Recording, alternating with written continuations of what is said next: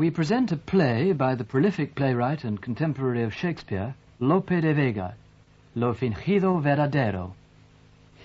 It was written around 1608, and it's one of the 400 or so plays that has survived out of a possible 1,500 he's reputed to have written. Actors, or Playing for Real, has been freely adapted by Peter Barnes from Evelyn Rishburn's translation.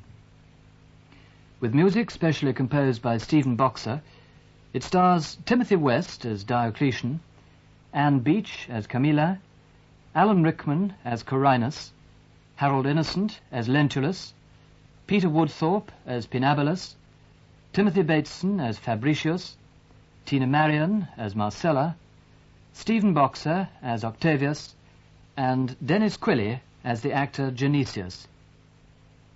Actors, or Playing for Real.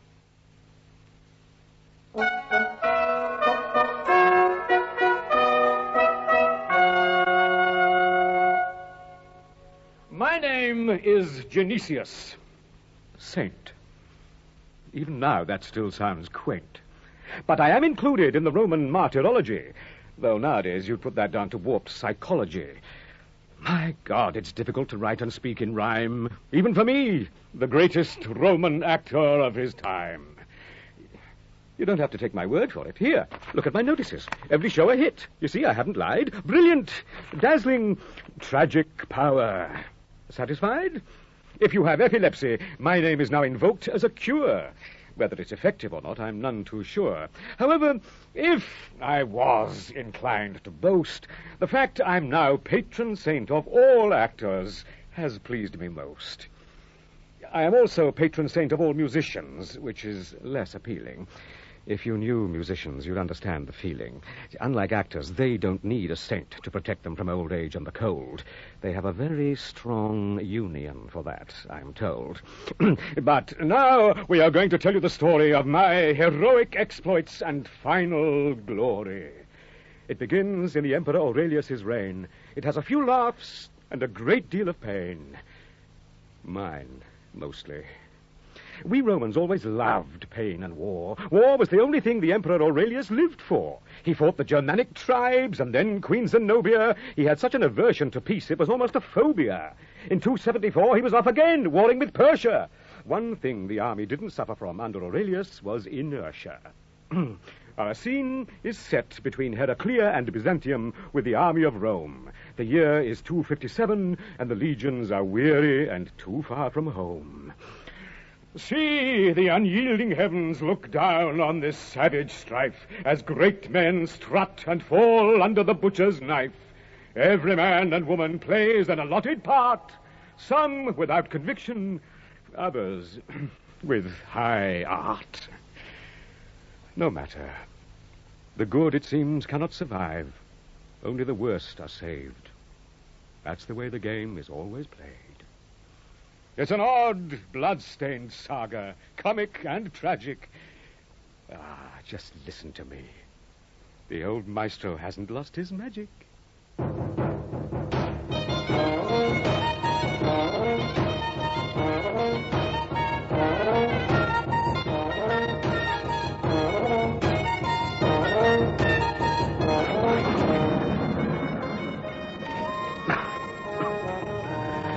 Curious? Marcius. Damn Emperor Aurelius and his damnable empire.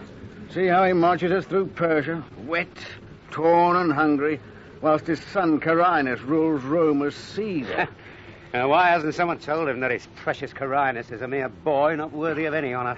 He has not been told because he's emperor, and emperors must never be told anything they do not wish to know. We suffer, while Carinus riots it in Rome.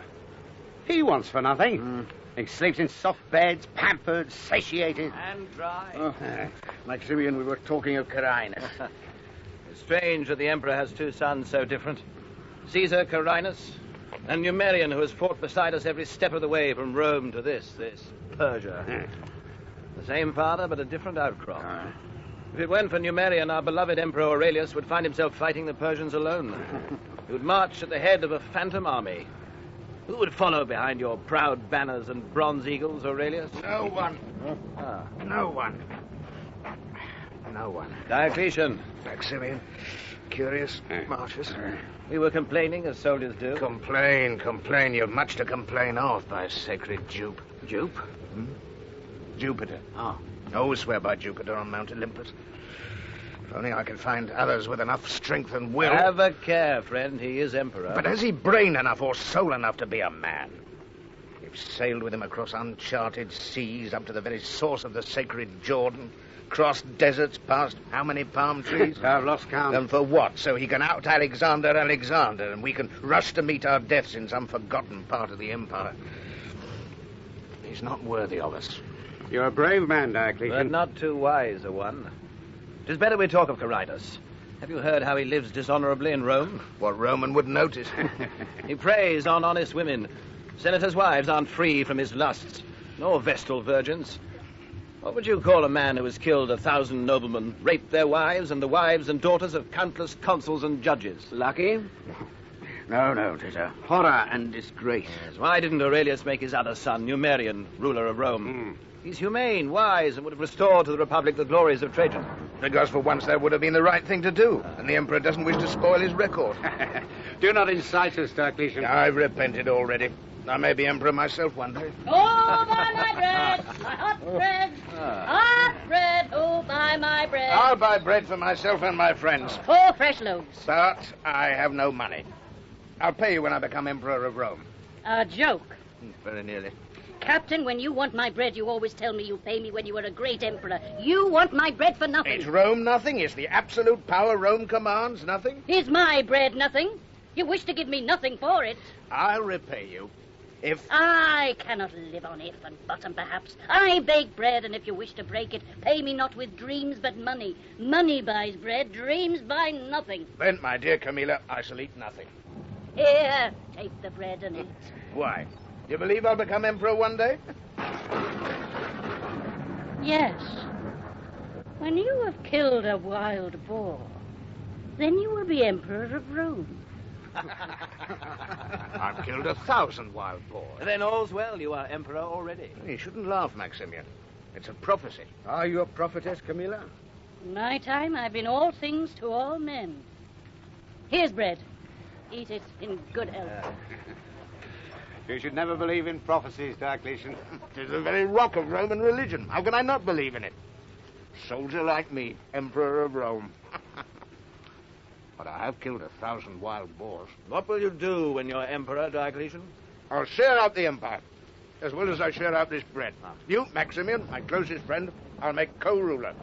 You two, for your loving friendship, will be Caesars. And what of me? They give you their love and friendship, and you give them power over the known world in return. I give you my bread, which is the staff of life. What are you giving me in return? I tell you this, Camilla. Whatever you ask, I'll give you in Rome. Just ask your emperor. See how he acts the emperor to the very life bestowing gifts he doesn't possess. How does it feel to act the emperor? Good. The role fits me. I believe I can get a taste for it. Like I've got a taste for Camilla's white bread. Sky grows darker. The elements are in a fury. They want to be set free. Storm tears our tents to pieces. Let's take shelter under that great rock. If all was right with the world, we'd be safe now in some safe house in Damascus. See, lightning. A cloud bursts into flame. Have no fear. Stay with me. When was the last time you saw a Roman emperor killed by lightning? Where is the real emperor? In another part of the camp, out in the storm. He loves the sound and fury of it, Maximian. He believes there's thunder in his voice and lightning in his glance. And nature's fury is but a pale imitation of his own.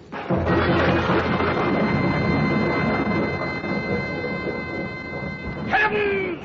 Cannot you see this laurel wreath on my mighty head? I am Aurelius! Aurelius! Emperor of all Rome! Do you oppose me, heavens? Do you oppose me, clouds? Your thunder and your lightning is as nothing against my strength. For my strength is the strength of Rome, which is invincible. What are your snakes of fire against my mountain of snow? Don't you see Jupiter, the holy Roman eagle? This sacred mantle wrapped around my arm? the steel spear in my hand, which even now subdues the Medes and Persians, and every region the sun looks upon. I am Emperor, and hold this puny world under my protection. Take care if you ravage it. You ravage me. If the heavens are yours, the earth's mine. Thus, power in the universe is equally divided, and order reigns. We sacrifice to you, Jupiter, on 1,000 altars, and this is how you repay us. Your storm is destroying the Roman army which holds the world together. If you undo the natural order here below, do not be amazed if another god usurps your throne above. Jupiter, I'll destroy you before I let you destroy my army. I'll place mountain upon mountain so I can climb up and strike you down. I'll take my legions and bring war and destruction to heaven. I am Aurelius Carus, Emperor of Rome, and I raise this spear against you, Jupiter, unless you cry quits. Answer! Answer!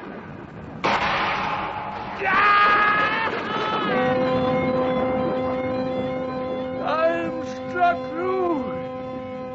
My fingers are smoking. Jupiter! It was a misunderstanding. Too late. I'm dying. Dead. Help me. Why am I always alone?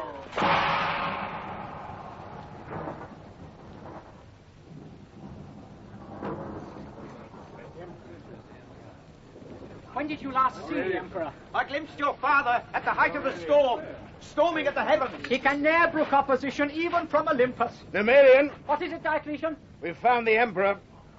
See, here he lies in the mud. Dead? Dead, sire. Who killed him? Whose hand struck him down? Jupiter's or Mars, one of the gods.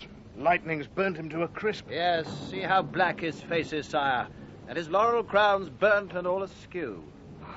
'Twas no protection. Ah, the smell of singed flesh and bone. That must be Apper, your father-in-law, sire. He always announces himself with trumpets and drums. What ails the Emperor, Numerian? Can't you see, man? His dead face is black. Poisoned! Poisoned? No, see, his finger ends are still smoking. The gods speared him through his own spear. Lightning gutted his innards, turned a mighty emperor into rain-soaked crowbait. It cannot be. Control yourself, Numerian, please. You're a Roman. Why act surprised? Men die, even emperors. But to see a man, nay, more than a man, a ruler, who carried the world on his broad shoulders like a second Hercules, die in a muddy field alone. I believed that with his fall, the whole world would fall. But only the rain falls. I think it was a fitting end. Only high towers are hit by lightning, and only the gods could have hit such a high prince as your father. Now to important matters. Who takes his place? Who rules Rome and the world? My brother Carinus rules Rome. As for the world, he'll not give it to me. Or share it. Like any sane man, he'll want it all. What is your advice, Diocletian? You're a sound man, for a Spaniard. Whatever you do, keep the legions, sire. Make them your own. That will protect you and them. Good advice, Diocletian. When emperors die, some fall out. Protect yourself, Numerian. I'll keep the army and the eastern provinces and call myself consul. Do you pledge allegiance? Take up the body of the emperor that was. Beat the drum, bear him up, and give him honorable rest.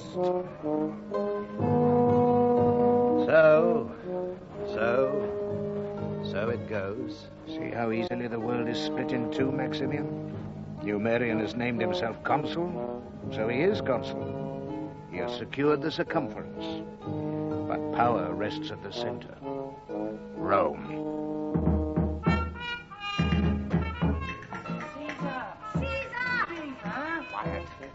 hide. I'm not Caesar Carinus, but an ordinary Roman citizen, drunk in night carousal with his servant Celio and his beautiful mistress Rosada. What are we doing, sire? Looking for plump game, birds on the wing, ripe wagtails, lust man, lust. Oh, here's the house of Senator Falserini. His wife's a Neapolitan beauty. Too old, too vinegary. Oh, the girl's 19. Women ripen and rot quickly in the sun. Keep me from old women. Let flames consume them.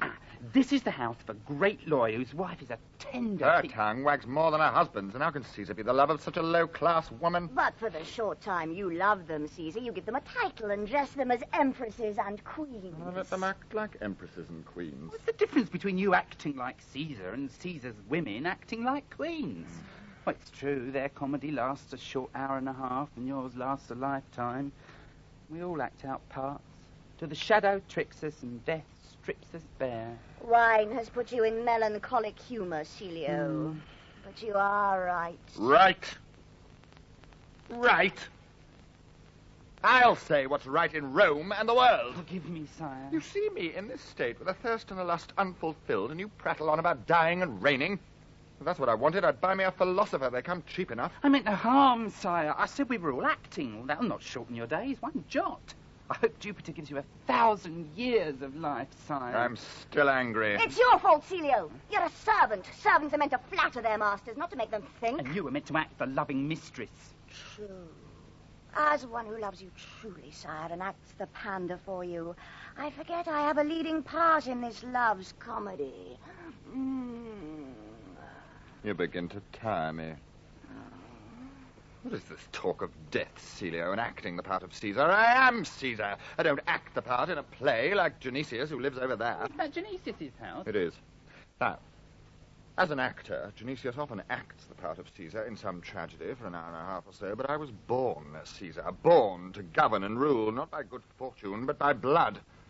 No doubt, I shall be Caesar in death as well as in life, but I shall live because I am Caesar. What is death to me? What nonsense to say a king must die. Human laws do not affect rulers of the world. Our powers are divine. We're almost equal to the gods. We rule the earth and they the heavens. God, hell, eternity.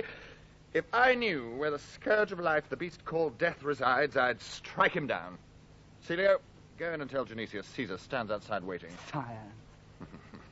You smile now, my love. Your mood has changed. Because I'm changeable as quicksilver. I smile at the thought of my father, Aurelius, in Persia, fighting some forgotten war, whilst I stay home, free to what I will. All Rome is open, waiting for my pleasure. Strange, Rosada. I should think of my father now. Wonder what he does. Plan some new campaign, no doubt. He might be asleep. The Emperor Aurelius never sleeps. Where's Genesius? He comes. He's more than just a fine actor. He's a poet and writes some of the plays he appears in. Acting a part should be enough for him. Ah, Genesius, we were just talking of you. Ah, an honor, Caesar. I'm still in disguise. Do not address me as Caesar. How did you know I was Caesar? No disguise, however good, can hide the mark of ruler stamped on your regal brow, sire. Oh. Why do you not say things like that, Celio? I'm not an actor, sire. What are you doing now, Genesius? I'm playing a god, performing the difficult task of allocating parts to my various actors. They never thank me, for the parts are never big enough or grand enough. Who's the author? Aristotle. A good writer. He's dead. That helps. It should be a good play. There's a bull in it. A bull? It's the story of Pasiphae. Can you recite any of it to us, Genesius? No, you will see it soon, Caesar. What of your leading actress? Women are important in play acting. I had a superb one called Lysada. Nothing to look at, but she had a marvelous voice. Unfortunately, she became a Christian. Oh, many people have. It's become quite fashionable, especially amongst women. She doesn't act anymore. No, she's chained herself to a rock outside Marseilles. A theatrical gesture in keeping with her theatrical training. It is a penance, I believe, though I should have thought her too fat to have anything to be penitent about. Would you like me to have her brought back? No, sire, it would cause more trouble for me than her leaving. The actress who has taken Lysada's part has a temper and would not be pleased to see her back. Genesius, I have a whim to see your new play performed here, now, in the middle of the street. Do it. I cannot, sire. 'Tis not ready, neither are my actors. No one else in all Rome would dare defy me. The piece must be polished, the actors perfect in their roles. I'd rather die than present a play half-cooked. Do not tempt me, Genesius. I'll have a new comedy written about myself and Rosada. Make me out to be vain and foolish, and Rosada wise and loving. It shall be done, Caesar. Write me a gallant comedy that shows Caesar to be much loved and his Rosada full of jealousy. It would be a double comedy of opposites. Give him money, Celio. We've none about us. Well, that chain around your neck, Rosada, give him that. But Caesar, your portrait hangs from it. All the better. Genesius, from this day you shall be called the Imperial Actor. You have my seal on it. A great honor, sire, to me, and to all actors. You shall now be known as Caesar's actor. Who will write the comedy? I shall commission Aristoteles. He's the usual pigeon-toed, cross-eyed hunchback writer, but he's the best of them. Will he finish it quickly? If he's paid. But even money is no guarantee of satisfaction when dealing with poets. They dance to a different piper. They're not to be trusted. Perhaps if you, Caesar, had a word? I'll not meddle in matters of art. Just be sure the words give pleasure to the ear. I'll try, sire, but Aristoteles is a poet and not predictable. You have much to do tomorrow. You may retire, Genesius. Thank you, sire. I've had enough of actors. I want women. Oh, the senator who lives here has a Spanish wife. Her beauty kills. Never yet met a Spanish woman who's cold, have you, Rosada? No, Caesar. We'll mark our door and then come back with a few guards, kill the husband and rape the wife. And whoever else may be rapeable. 'Twill be sport, Caesar. I tire of it before it's begun, Celio. When a man wants for nothing, he wants nothing. Boredom is the rich man's hell, but when lust, cruelty, evil grow stale, what else is left that can lighten it? Stop! I say stop. Hold.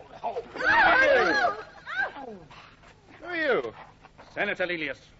Unhand my two servants. Do you know who I am? Caesar. You see, Celio, the disguise is useless. Everybody knows me. By the stench. You ravished my wife. I did? Did I, Celio? I can't remember. I believe so, sire. Consider it an honour, Senator, that your wife was looked upon with favour by Caesar. Not content with ravishing her, you told everyone, which was worse. I did. I have such a naughty, wagging tongue. I've told you before, dearest. You may dishonour men and women privately with impunity, but once the dishonour is made public, men feel compelled to avenge themselves. It's a matter of honour. I grow bored. There's a suffocating stench of morality in the air. Let us pass. Caesar commands it. You are no longer Caesar. You've lost your majesty. You, who are pledged to uphold Roman honour, took mine from me, and so you lose yours. Caesar commands. Your evil deeds offend heaven. I can overlook perhaps your crimes against persons. We Romans are used to that from their rulers. And a woman's honour is, after all, a fragile thing and negotiable. But you have not cut one single tax since you took the laurel crown. To the contrary, you've added new ones, whilst not adding one new gold sovereign to the treasury or one new province to the empire. Your father, the blessed Emperor Aurelius, and your good brother Numerian surround themselves with good men, wise men, whilst you reward pimps and whores with gold and leave us, wise and needed senators, out in the cold. We'll have no more of it. How dare you speak to your Caesar and your God in that way? Guards! I dare. Darkness envelops you. No one hears your cries. Sacred Jupiter, guards! Kill him! Kill him! Kill him, guards! Guards? What guards? You have your pimp and your whore. Call them! You've left yourself unprotected, Caesar. Thus, we strike down the tyrant and free Rome. Strike! Strike! Strike!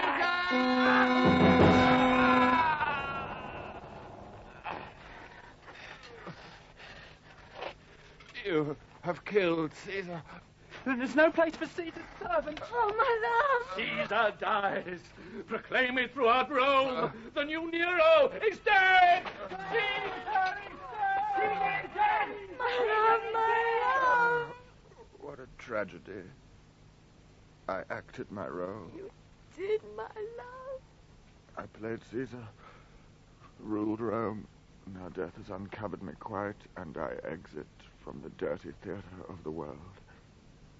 In the end, the years of my life did not last 1 hour and a half. Take off the laurel crown of this actor king. The old law applies to all who are born.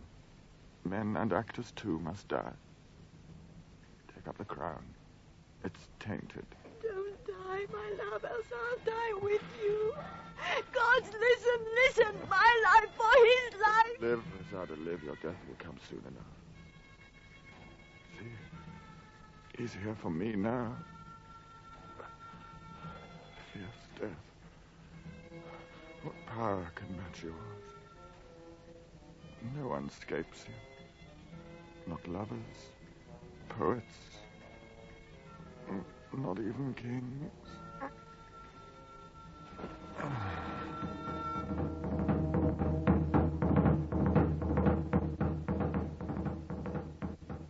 Diocletian, I'm troubled. It's been too easy. We've sped back from Persia and are now on the outskirts of Rome with the whole Eastern army.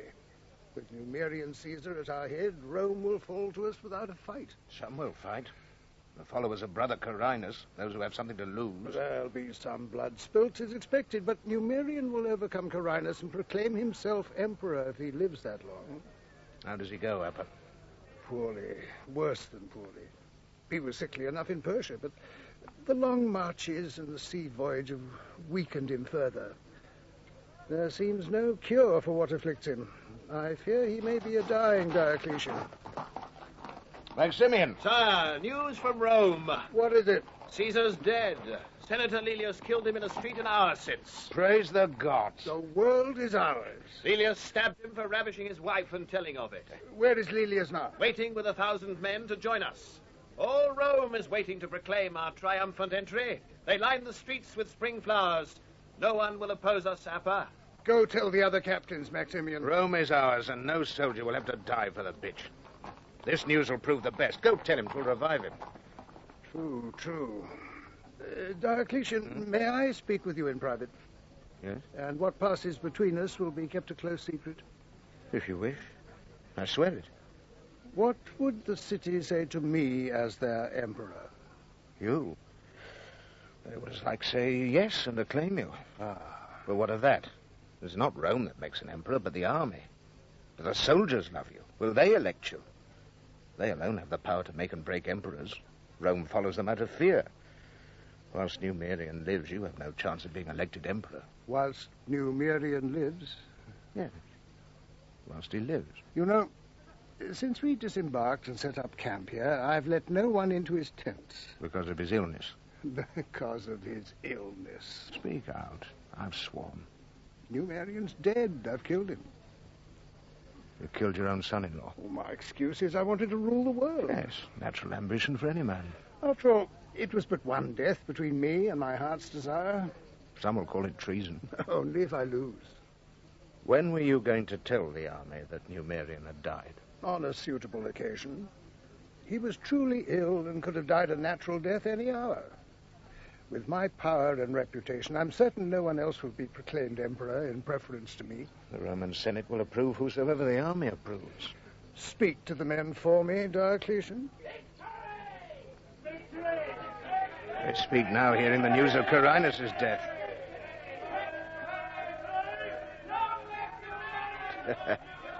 Long live Numerian. How foolish the world is. Sire! We captains come bearing Carinus Caesar's laurel crown. We wish to formally present it to Numerian so he can be proclaimed double Caesar. More than one Caesar. Emperor. Follow me into the tent, captains, and keep your voices low. Numerian still lies mortal sick.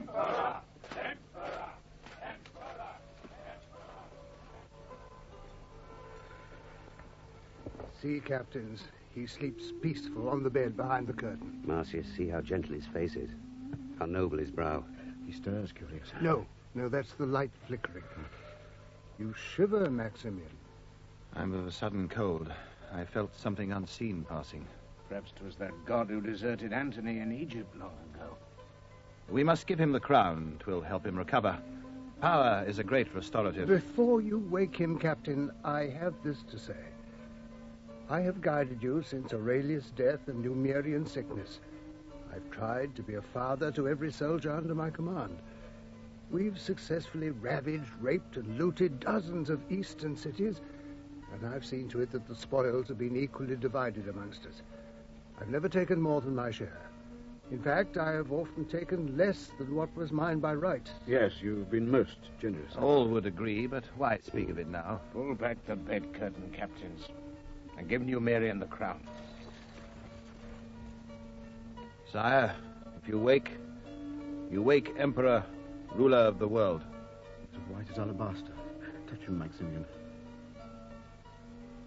Ah, he's cold. Cold icicles on his hands and face. Caesar is dead.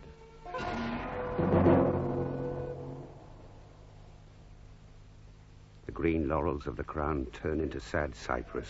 Now he lies. His illness was not the cause of it. No, you poisoned him, Appa. I?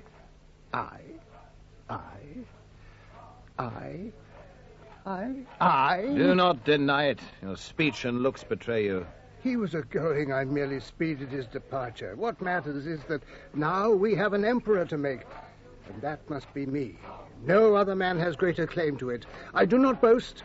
I've led you safely across Asia. Now I desire to play emperor. My courage and my pedigree proclaim it is the right role for me. Your son-in-law lies cold, dead by your hand. The hope of the world, he carried our best dreams on his broad shoulders. He was gentle and good. As good as a leader can allow himself to be good, and you talk of taking his place? The good die too, Maximian. Good, bad, right, wrong. Mere words. They have no place here. We talk only of power. You have been silent, Diocletian. What do you say? Aurelius is dead. Carinus is dead. And now Numerian is dead. There is no changing that. How Numerian died is history and no help. We have an emptiness at the top. Ghosts hold the reins of power. That is worth than 100 Appas. Marcius, go out and tell the men Numerian is dead. And we are about to elect Appa Emperor. I will. I thank you, Diocletian. Come, let us cover your son-in-law's face. He looks at me with pale, dead eyes, and I feel ashamed of what we do. A word aside, Maximian. Maximian, do you remember the words of that woman who sold us bread? I promised I would pay her for it when I reigned in Rome. She said I'd be emperor when I'd killed a wild boar. I remember. The name Appa in dialect means boar. And his deeds have made him wild. A stretching point. Maximian, would you and the other captains accept me? Yes, the army loves you.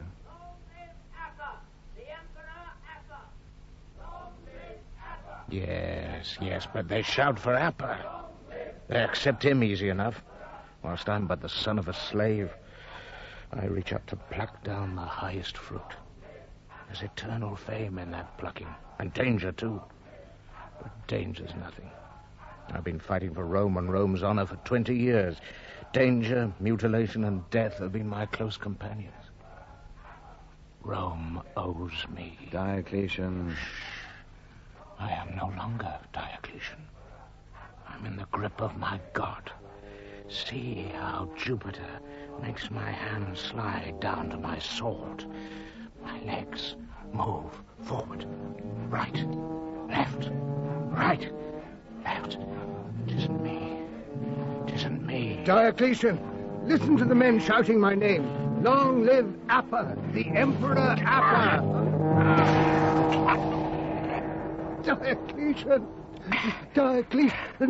Diocletian, you cut me off before my time. No time at all. No chance to play the part, fill the role of king. Too swift. It's all passing in a dream. I bleed. I go down. Diocletian? Are you Diocletian? Is it you? I reach up for glory. Friend Curius, Maximian, support me now, as we supported each other through 20 years of war. Remember cold days and colder nights together? I remember. Here's my hand on it. And mine. I'm certain Marcius will be with us. Then I am invincible with such friends. Pick up the dusty laurel crown. We go to face the world.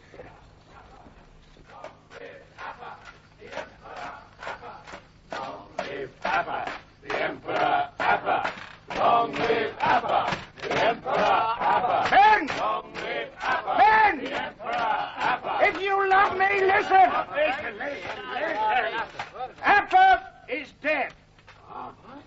I killed him. He poisoned our beloved Caesar, Numerian. If I acted wrongly, friends, unsheath your swords and kill me in turn. Men, do not riot, seeing a traitor killed who has deprived Rome of Numerian.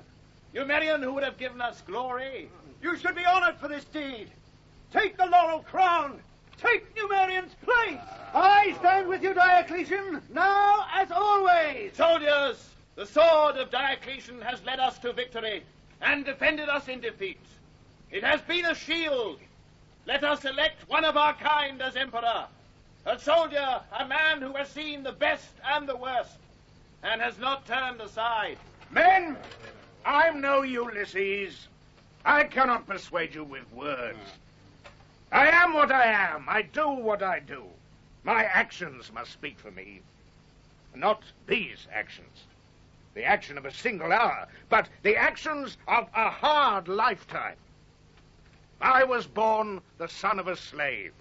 I was foot soldier, captain, and now I aspire to be emperor.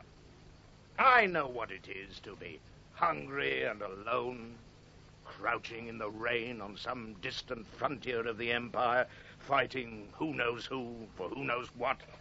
Fighting because all we're trained to do is fight, fight and die, forgotten. But no more! If I am emperor, you'll not end your days showing your wounds and begging in the streets like all soldiers do after the wars have been won. I'll give you no medallions, no speeches, no triumphant parades, but a little land, money, full bellies, and a dry place to rest your bones. If I put on this emperor's laurel crown, we'll share out the laurel leaves amongst ourselves. The crown! Give Diocletian the crown! The crown! Give Diocletian the crown! Am I your emperor? Yes! 'Tis confirmed by acclamation. I place this laurel crown on your head. Emperor! Emperor! Emperor! Let the bodies of Numerian and Appa be buried with due ceremony, and their goods and gold distributed amongst the army. Long live Diocletian! The Emperor, Diocletian! Long live Diocletian! The Emperor, Diocletian!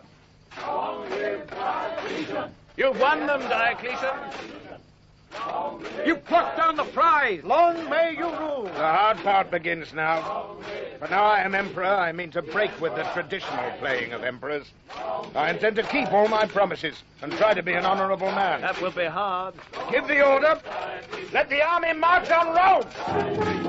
Long live Diocletian! The Emperor, Diocletian! Long live Diocletian! The Emperor, Diocletian! Long live Diocletian! The Emperor, Diocletian!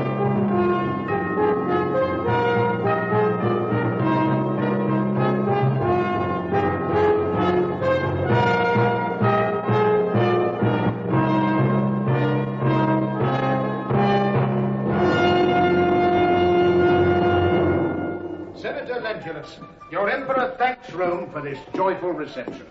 I thought we'd walk ankle deep in blood, not flowers.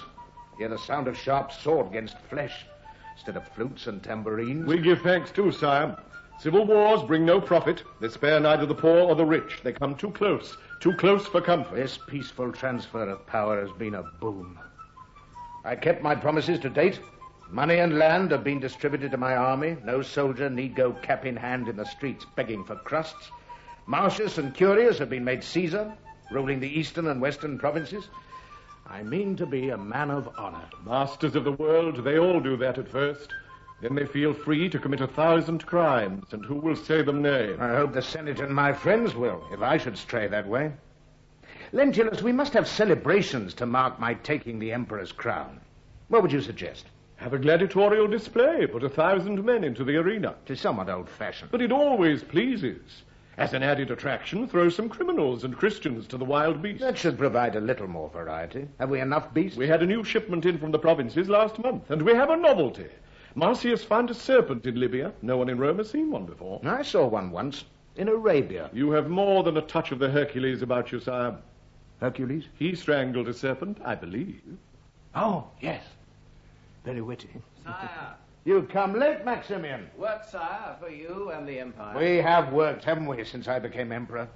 Good work. Work for the good of all. Now it's time to rest and enjoy circuses. Sire, now majesty becomes you. Elected emperor, you become a true emperor in a few short weeks. Fortune, Maximian. Fortune. I brood on its power. It raises some up, casts others down without reason. There's no consistency in it. Fortune has this great power over our outward state, but it cannot touch our soul. Never. My fortune is changed, but not my living soul. Never. I will not let my soul or my honor change. I've kept all my promises. Once, when we shared bread together in Persia, I promised we'd share the crown. That promise I now keep, Maximian. I make you co-emperor, Caesar. You will sit at my right hand. Envy and jealousy gnaw the noblest breast. Is it wise, Diocletian? It is just. There'll be no envy or jealousy here. Lentulus, the laurel crown. Here, sire. Proclaim it throughout the empire. Maximian, I make co-emperor. These consecrated laurel leaves I place with my own hands on your brow, Maximian. Make me not worthy of them, but of you, sire. Sit by my side, friend. I'll go tell the officials.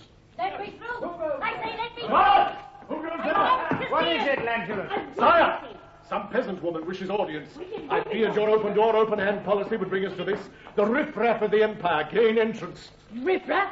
Togered tapeworm. I'm an honest woman who's earned her bread honestly.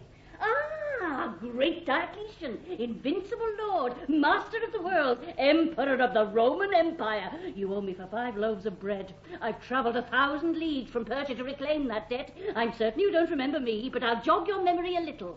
You and your friend were poor soldiers. You were hungry. You wanted bread, and I gave it to you free, gratis. You promised to repay me 1,000 times when you were emperor. That was a joke. But the joke is always on women, and I made a prophecy. 'Twas my only one, that you would be emperor when you killed a wild boar. You don't remember? I remember. Of course you don't remember. 'Tis convenient not to remember. Women are cheated and men forget. I came this far to try to shame you into remembering. Vain hope. We remember. I thought there'd be soft excuses. You remember? Yes. Your name's Camilla, and I owe you for 5 loaves and a good prophecy. You remember? I welcome the chance to discharge my debt of honor. What's the price of your bread? Emperors always give as emperors. True. Any figure, Rome's treasury lies open for you. Name it, it will be paid with gratitude. Let me sit a moment, sire. Bring her a chair. Stay. Stay, you've unhinged me. I find it hard to understand. Kings can rarely be men of honor. They cannot afford that luxury, though all others are theirs. You create a precedent, Diocletian. A ruler of the world who can remember when he didn't rule. There's a contradiction there. Long may it remain so. It will. Now, for payment, what do you ask? Only that you give me the authority to meet with you, wherever you may be or whatever the time. What? Is that all? No money? That's all. If granted, I shall be repaid tenfold. Sire, take care. We cannot have people having free access to your person. The security is difficult enough as it is. This way it will be an assassin's paradise. Come one, come all. We know just how easy it is to kill a Caesar. 1,000 locked doors and guards will not prevent it if the will is there. Camilla, I grant your request. As you wish, sire. Your sense of honor is refreshing, but troublesome to the running of a state. Then let it be troublesome. I have an image of myself as emperor which I will not corrupt or taint. Sire, Genesius the actor has arrived and wishes to greet you. Send him in. An actor? We need him if we're to have feasts and entertainments. I have heard of his fame. He is reputed a great actor. Imperial Caesar, I kiss your feet and beg to be allowed to sing of your glorious deeds and your divine understanding in verse. First, I would like a sample of your art. What say you, Maximian and Camilla? Should we have a comedy? Definitely a comedy. A comedy. What comedies have you? I have Andrea by Terence. Brilliant, witty. Audiences have been known. Too old-fashioned. You're right, sire. Old-fashioned. Not in keeping with the times. What say you to Plautus's Miles Gloriosus? Isn't that an old one, too? Give me a new story, one that makes up in invention all that it lacks in art. Need not be vigorous, so long as it is natural. I have a Spaniard's taste in this. That is my view exactly, sire. Players and playwright must be natural at all times. I have a comedy called Love's Captive. Who wrote it? Fabricius, a priest serving Jupiter. A priest? What are his verses like? Priestly. He always calls the sun the eternal lamp, never the sun. Verse fit for priests. Let priests hear it. I have a play called The Contest Between Marcius and Apollo, written by Corinthus. An outstanding poet, but his plotting leaves much to be desired. It does not sound good enough for an emperor. Have you a tragedy? Leontius's Electra. It's much better than Sophocles. It would make stones weep. Its verses are more moving than Seneca's. But if that doesn't suit, I have Heraclius's Sophonisba. Better by far than Virgil, much more heroic. Then there's Thisbe by Cornelius, a great philosopher from Spain. A relative of Lucan's, I think. Sire, must we have a tragedy? Why should we have tragedy? We see too much tragedy in our living. Do we want to be entertained with it too? That's a sickness. Let's have a comedy. Let us be beguiled for an hour and a half. Tragedies are so long and tragic. Let your reign begin in life. Make me a comedy, Genesius. You choose what it will be. I perform one of my own plays, a romantic comedy. If it doesn't please, there'll be no one else to blame. It sounds excellent. I'm told you can act a king, a captain, a consul, a Spaniard, a Persian, an Arab, but your best part is acting a lover. To act is to represent on stage. I believe a poet cannot write with feeling and tenderness about love if he hasn't experienced those emotions himself. So it is, I believe, with acting. If I have not experienced the passions of love in life, I find it impossible to act them on stage. And so it is with other emotions, envy, pride, jealousy. I must taste and see the black of pride, the yellow of envy, the green of jealousy, before I can act those colors on a stage. I cannot act the emotion without experiencing the emotion first. The sacrifices you must make for your art, Genesius. Sire, we have pressing matters of state to attend to. And Genesius has much play work to prepare before tomorrow. Tomorrow, sire. Come, Camilla. As you have access to our person, see how we play the Emperor in The Honorable Emperor. Is it comedy or tragedy? Neither, I hope. That's more of a comic tragedy or tragic comedy. God of all actors, see how my fame increases? I display my art before emperors of the world. Nothing is beyond me, all within the compass of my art. I should not call it acting, but truth-telling. I can make audiences see the forced steps my thoughts take. Each part of me can act its part. My ears act a deaf man, or one who does not listen to reason. My sad eyes act a blind man. My grand nose acts a man living on smells. My hands act the lover and the loving murderer. My wide brow furrowed with stupidity or noble thoughts. There's no bottom to me, no stability. 1,000 houses full of madmen live in me, and I restrain none of them. In this comedy, I'll play the lover who is not loved in return, yet continues in his error, loving. I must be careful to remember this is a comedy and should end in a wedding, which is usually the beginning of a tragedy.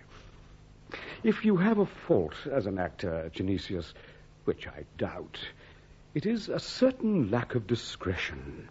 Not of taste, but of discretion. Yet withal, warts and crustaceans all, I am the best. Ah, Fabian, what the hell does the world have? Fabian, yes. Is all the company ready? Yes. Are the costumes here? Yes. And the musicians? All except Florison. Why are we always one musician short at every performance? He said he'd be here later. It isn't good enough, Penapolis. It is your job. It's my job to act servants on stage, not in real life. No. You are my sound right hand, Penapolis. Without you, I'd be lost. Lost. Well, there's still time for Florison. The Emperor is still dining. Use the time to calm Marcella. Why should I? She is your leading actress. I've spoiled that woman enough as it is. And for what? So she can keep me awake at night. I love her. I've told her, and she turns away. She doesn't love me, Penelope. Can you believe that? I cast her out. Genesius, are you acting again? No. Do you know when you were? Of course I know. The plot is simply put. I love Marcella, and she loves Octavius. What should I do, Penelope? Get rid of Octavius. You're the leader of this company. Tell him he's not needed anymore. But he's a good actor. He's young. He has the energy to appear a good actor. If I sent him away, Marcella might follow him. And if she stayed, it could be worse. I'd shun her. In revenge, she wouldn't study or rehearse. Acting needs a degree of enjoyment to be good. If she was annoyed, she'd revenge herself on me on stage. Octavius must stay, and I must suffer. Think again, Penelope. Ask Marcella's father for her hand in marriage. You are leader of the company. Octavius is but a newcomer. He'll greet you with open arms. It isn't wise to marry unless you marry with love on both sides. Oh, you seem to have an answer for everything. You want to seem to keep both of them together. Don't trouble me with it anymore. Do you like the romantic comedy I've written for the Emperor? It is ingenious. I notice how many scenes end with you embracing Marcella. You've noticed. I wrote those with great care. And what of the scene where I beat the character played by Octavius? Most brutal and fit for any comedy. Is the company getting dressed? They are dressed. Look, Penelope, over there in the wings, Marcella and Octavius whispering together. Over there, young love. Over here, old jealousy. What shall I do? I'll kill them. Later, see, the Emperor and his party are arriving. I'll kill them later. Fellow actors, stand ready with your parts. If I depart from what is laid down in the playbook, if I improvise under the compulsion of my genius, follow me. Follow me. Follow me.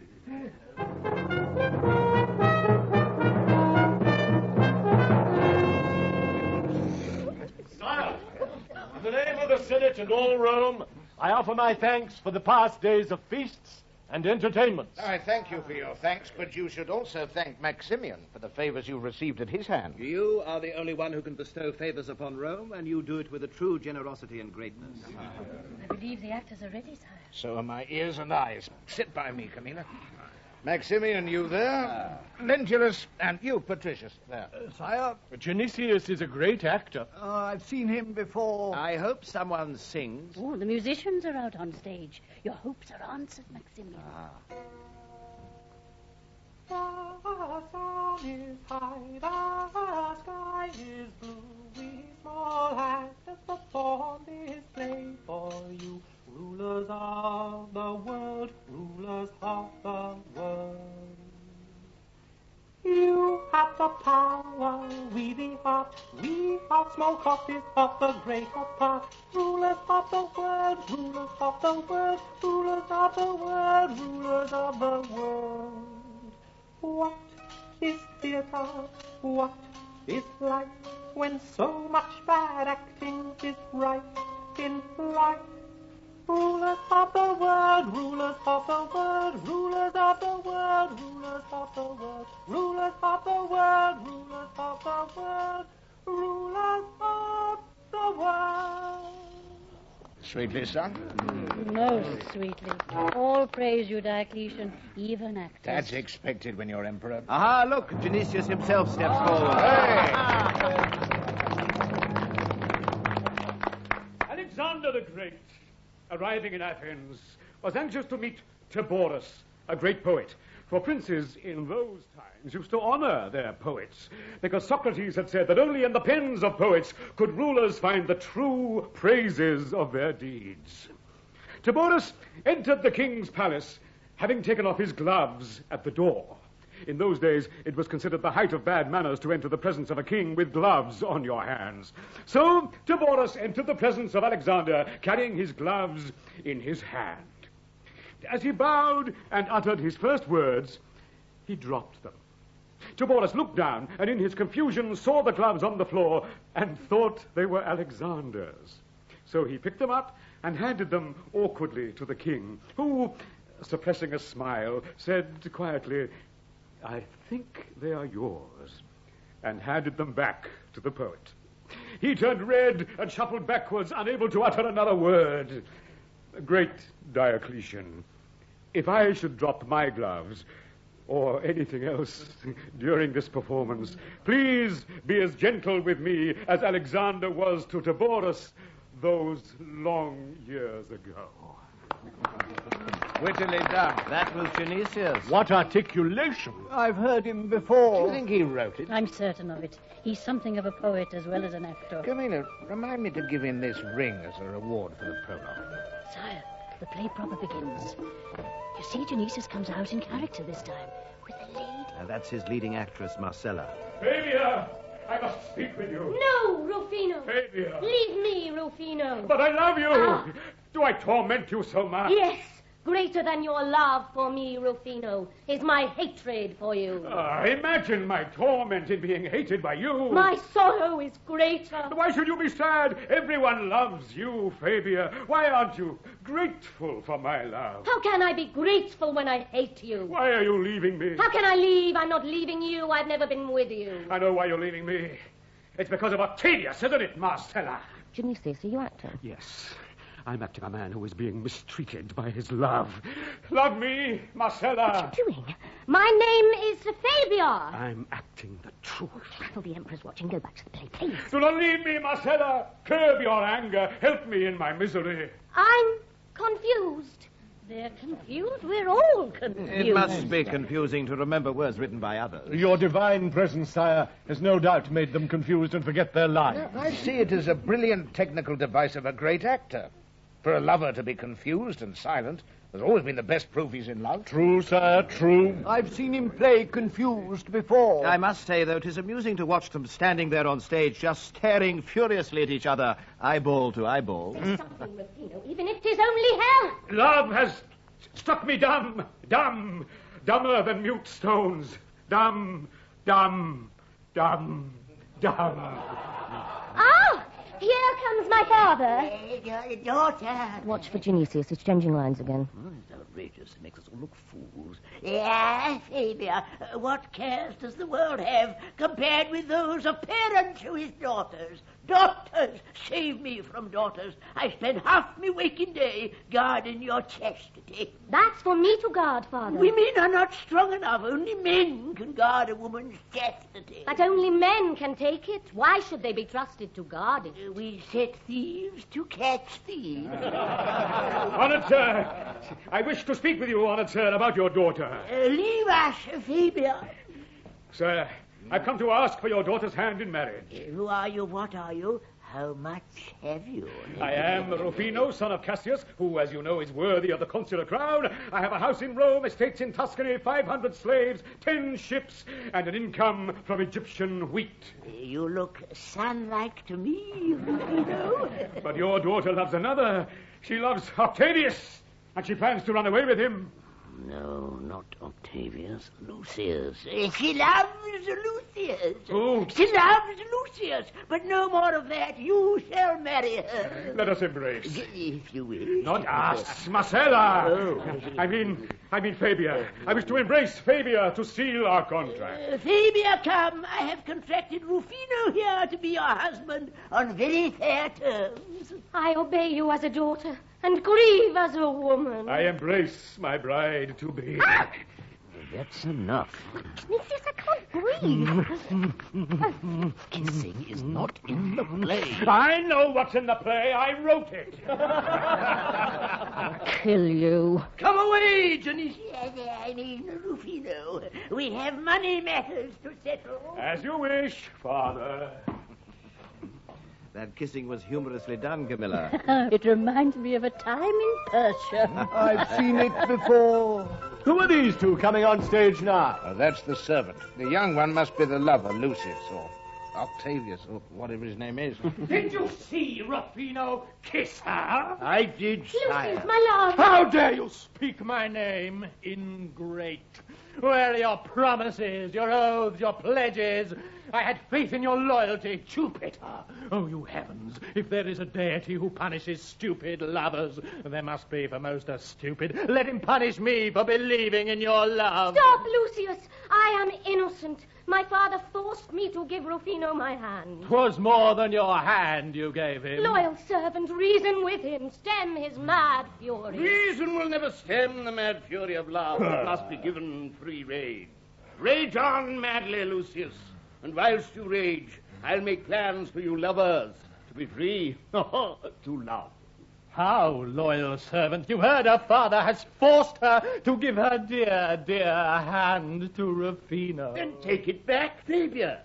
Lucius, take her aboard your ship and sail to your own country. Will you come, Fabia? Will you be my husband?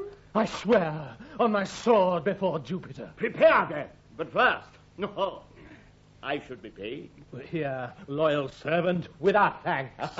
Now I look to see all is clear. What was Genesius doing? Kissing. Kissing was not in a play. He's provoking his jealousy or your jealousy, I know not which. He has succeeded. Oh, Octavius, if only this play were true. We'll make it true. Marcella, come away with me, and we'll be married. I don't like playing this trick on Genesius. Do you think he's in love with me? For this performance only. You'll have forgotten it all when the play ends. But we can't go in the middle of a performance. We can do anything, Marcella. We're in love. We are. Octavius! All's clear. Run. What was that? I suspect they're acting out their own situation, adding to the plot. As Genesius did. I like the device of the servant betraying Rufino for Lucius, who no doubt will betray Fabia, who has betrayed her father. How like a day in the life of a Roman senator. I've seen it before. The marriage contract is concluded, Rufino. All settled. So is my love for Fabia. She is the center of my being. Contracts are but the outward sign of an inner pledge to bind her close to me with stronger bonds than past. Sire! What is it? I have news of Fabia's house. Speak. I am a poor man, sire, a humble man. Here's money. Fabia has fled with Lucius and plans to be married. Hey, stop them. I have a contract. They are already at the port. By this time, they should have embarked. Stop them, I say. Stop them. Genesius, I think they have gone. For real. Octavius and Marcella just rushed out of the theatre. Marcella and Octavius gone? Gone in the middle of a performance. They plan to be married. They've discovered they love each other. Married, and they love each other. In the middle of a performance. They're not actors. It's your fault, Genesius. If you hadn't become jealous, they would never have thought of it. Get them back, and I will kill them. They are gone! Hold her, you uncomprehending skies. Turbulent seas, force her back. Stars, reverse your course. Helmsman, turn your rudder. I command you, send her back to me. Or hold her tight, immobile, and I'll walk on water to reach my love. Neptune, sacred god of the deeper reaches, I pray to you, raise up your trident, command your salty empire to crush their ship to pieces. Hurl it high against Scylla's reefs, crush it beneath walls of ice.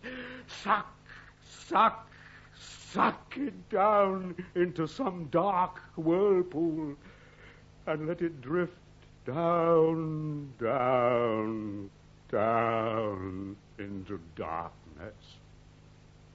Entomb them both in a green grave amid the white bones of drowned sailors and long dead fish.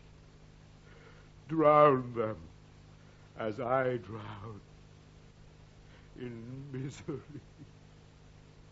Acts it well. Very. He's famous for acting the role of the passionate man. Oh, quiet. His raging continues.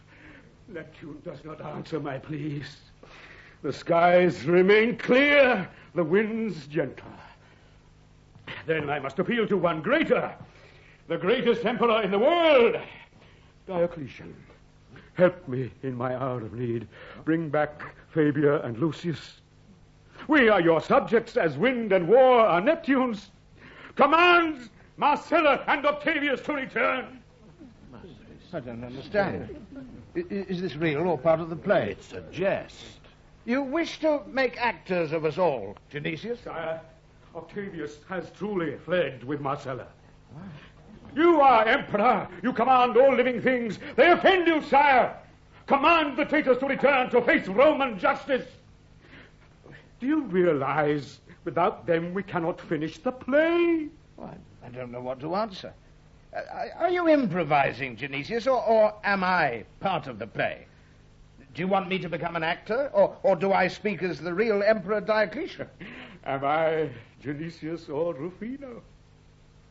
Wishing to keep them apart, my jealousy brought Marcella and Octavius, Fabia and Lucius together. I played Cupid. All roles are confused, sire, in this love's comedy. I like the joke. I like it. You no longer jealous, Genesius? No, the play has ended. And my jealousy ended with the play. It was real for the duration only. But what of Marcella and Octavius? They will return in time. They are actors. So was I, it seems. Indeed you were, sire. Since I was an actor in your drama, I see no reason why my treasurer should pay you. In honesty, you should pay me for performing. Indeed, sire, but I have not gold enough to pay for the honor of having you as a fellow actor. No, you shall be rewarded. I liked this so well, I would have you perform another play for us within the week. Comedy or tragedy? On what theme, sire? Venturous. Something different, sire. Give us a play about the sect of Christians. Those who follow this Christ and leave our gods and sacred fires and go to their baptism. I've seen it before. Excellent. I'll play with a boldness that will amaze you. A comedy, then, Genesius. You are to mock all those who deny Jupiter. And act a Christian who remains steadfast amid torture. 'Twill be unforgettable. Go to. I think you were pleased with the performance, Diocletian. Wit and subtlety. One did not know where reality ended and acting began. I've seen We know all before.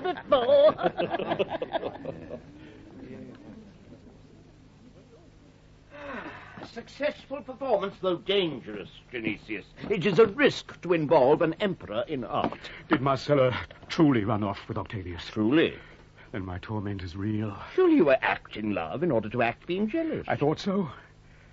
But now I feel the loss of a love I never felt. And I'm no longer acting. How can you tell? I'm in pain. Are you still acting? No. Yes. Perhaps. No.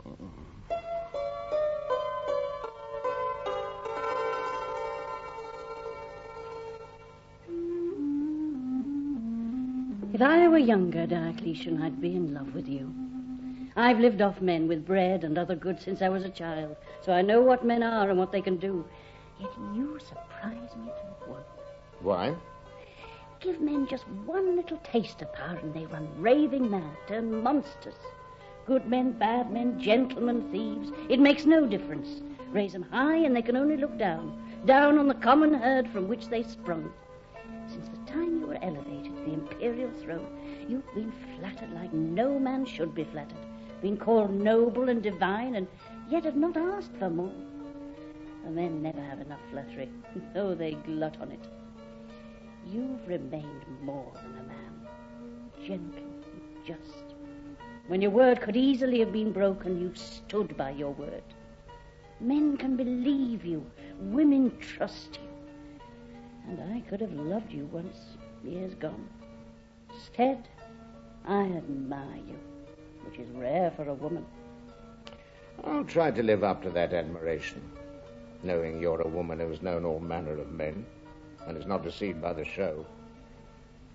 I killed one man to seize the crown. Since I've saved thousands from being killed.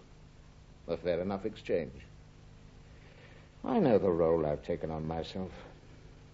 I will am a good emperor.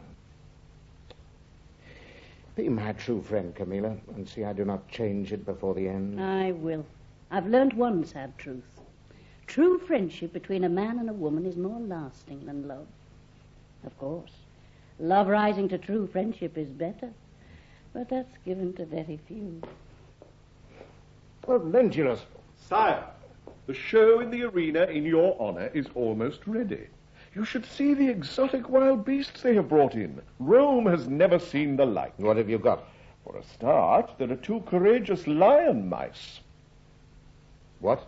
Lion mice. 2 black ones. What are lion mice? They are special Syrian mice bred to govern lions. Mice? You know lions are frightened of mice. I thought that was elephants. Lions, too. These mice are trained to keep wild lions obedient and docile. Do they? Yes, often. That is to say, so I am told. But besides lion mice, we have 2 female bears. Female because the female of the species is fiercer. Mm-hmm. The biggest wild boar Rome has ever seen. A monkey with a beard and a white face, which climbs walls, walks like a drunken old man, and chatters endlessly. I've seen his brother in the Senate. We have a sharp-eyed lynx mentioned by Virgil, camels from Ethiopia, a one-horned bison, black panthers like Aeschylus gave to Pompey, tigers from Persia, hyenas from Africa, crocodiles from Egypt, armed rhinoceros who look like rocks with legs, elephants, tarantulas... Well done, Lentulus. We shall see them as soon as possible. When you go alone, sire. Why? I've no wish to see men thrown to wild beasts. Why ever not? Because they are men, and because you are a man, and so I respect all men. There will be no feast in the arena today, Lentulus. I've seen too many men slaughtered to see the sport in it. But what are we to do with the animals, sire? Let the populace look at them. It'll be a novelty. But tame, no blood. Oh, Genesius is waiting outside, sire. Let him come in. Genesius! Sire? Genesius, we have not seen you since your splendid performance. What has happened to the runaways, Marcella and Octavius? They returned and were punished. How? They were married. Punishment indeed. I've been married 4 times. My crimes must have been great, though I've no idea what they were. It is a mystery why lovers should lose the taste for each other when they live as man and wife. Love lasts through the fear of losing the love we have, but is truly lost when we try to hold it fast. What happened to Marcella and Octavius? They're back with the company. I forgave them. The act of a poet. I needed them. Actors of that caliber are hard to come by. How goes the piece about the baptized Christian? Almost ready, sire. I need a little more time to prepare myself for the leading role. We know how thorough you are in your acting. Do not keep us waiting too long. No, sire. Sire, you have urgent business in the Senate. We both have work to do, Genesius. I ruling an empire, you ruling a theatrical company. Sometimes I think the burden is too great for these shoulders. Oh, I too.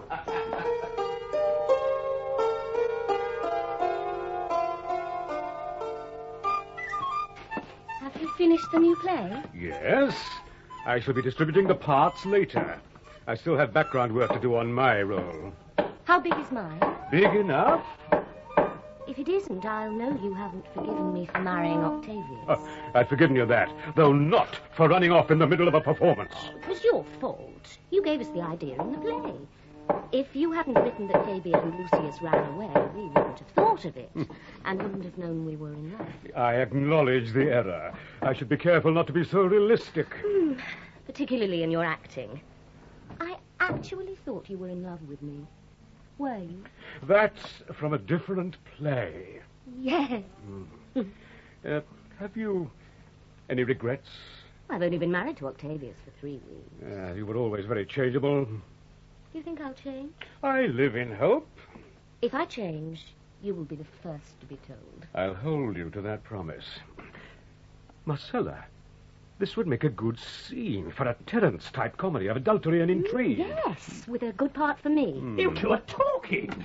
Octavius, dear. You two were talking. You can't deny it. Yes, we were talking. Why should we deny it? Well, what comedy are you preparing to deprive me of my honor? You can't be jealous. Why not? Because we've played that play. It's finished. We are now doing a piece about a baptized Christian, and there's no call for you to be jealous of it. Oh, yes, but I'm jealous for real. You can't be. You're an actor. Stay away from my wife. I want you both to find Penavalus and pick up your new parts. You can start learning them immediately. I have a great deal of preparation to do before we can appear before the Emperor. I hope mine's a decent role, Genesius. Come along, Octavius. You're being ridiculous. I don't want you to talk to that man, except when you're both acting. But when aren't we? She's still beautiful. At another time, he'd have cause to be jealous. But now, I have to act the character of a baptized Christian who can remain steadfast in his belief under torture. What is the face, the hand, the everyday actions of a Christian? Shall I speak with this obscure Eastern prophet, Jesus Christ? Shall I speak with his mother? What's her name? Mary? Mary Magdalene? No, that's someone else from the same story. I've written some marvelous scenes. They will play most beautiful. I invoke the saints, which they are always doing, and I bring down the anger of our gods, which they hate. There's conflict there. Drama, passion, faith, all the elements of good theatre. I'm tortured. I resist bravely, and then I see the heavens open for me, which is what they're always saying happens. And I talk with some long-dead Christian martyrs. What a scene, what a scene! I shall call the Emperor a bloody tyrant. Oh, now, I must be careful about that and not be carried away. Emperors, even one as enlightened as Diocletian, can be unpredictable if called a tyrant, even in jest. Tyrant! Beast! Do you think the most terrible torture will force me to renounce my God and bow down to yours? Magnificent line. Particularly if I pitch it low and don't shout. Tyrant, the saints call me home, and I ascend, blood-stained, to heaven, where they wait in glorious light.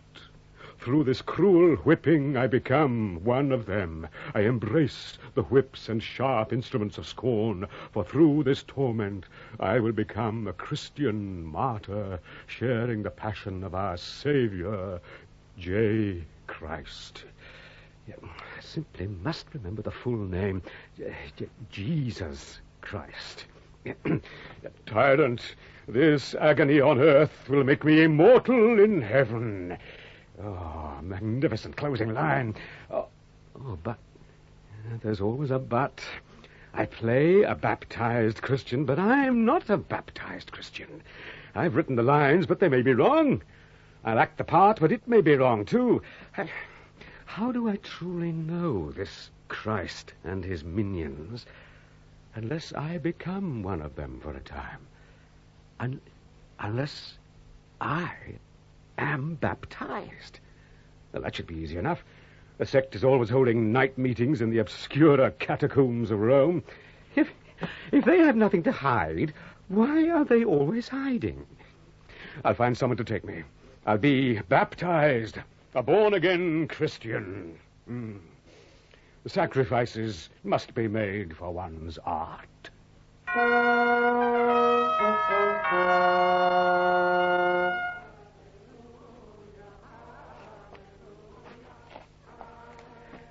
How much further?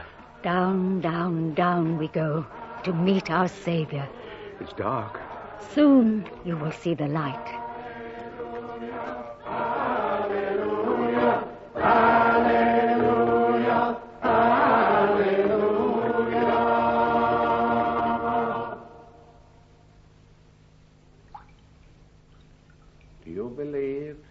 God the Father Almighty? I believe. Do you believe in Jesus Christ, Son of God, who was born of the Holy Spirit and the Virgin Mary, suffered under Pontius Pilate, died, and on the third day arose from the dead? I believe. I baptize you, Genesius, in the name of the Father, and of the Son, and of the Holy Ghost. Christ, who art the night and day, the brightest of the night away. We know thee as the light of life, illuminating mortal sight.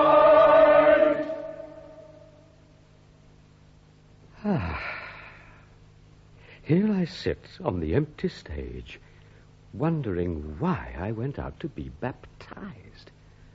I didn't write a baptismal scene in the play, so why go to all that trouble with songs, priests, and water?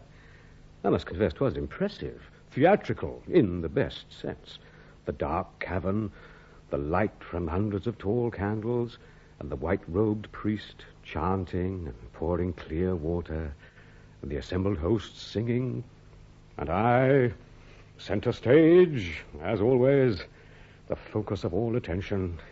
I felt completely at home. No, it was different. The difference is in my heart. Perhaps the Christians are the only ones who are saved. If I'm to act a Christian, I must imitate that belief. You will not act a Christian in vain. You will be saved, Genesius. You will be saved. Angels. Angels. The voice of heaven calling me. Calling me. I am plagued by heavenly voices like a Christian. No, wait. It could be a member of the company imitating a heavenly voice in order to trick me. They know when I'm preparing a part how susceptible I am. No. What member of this company has such a glorious voice as that? Except me, of course, and I didn't speak. If it is a heavenly voice, then what the Christians say is true. I became baptized for other reasons than faith, but what began in jest can turn and turn again. That voice thrills my senses, stuns me quite. It was an angel voice, the voice of the Savior. What's his name? Christ. Jesus Christ, who descended from heaven, took human form, and was crucified in some remote part of the empire, Jerusalem, Bethlehem. I don't think we ever toured that particular province. I heard an angel speak.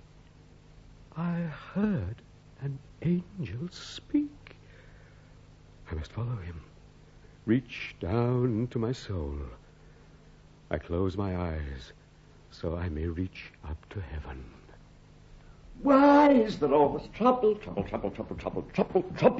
when we play Rome? Why does his name affect my soul? Oh, Jupiter. He's lost himself again. It happens every time he learns a new role. No one can enter paradise who does not adore him. Look at him, sitting cross-legged with his eyes closed.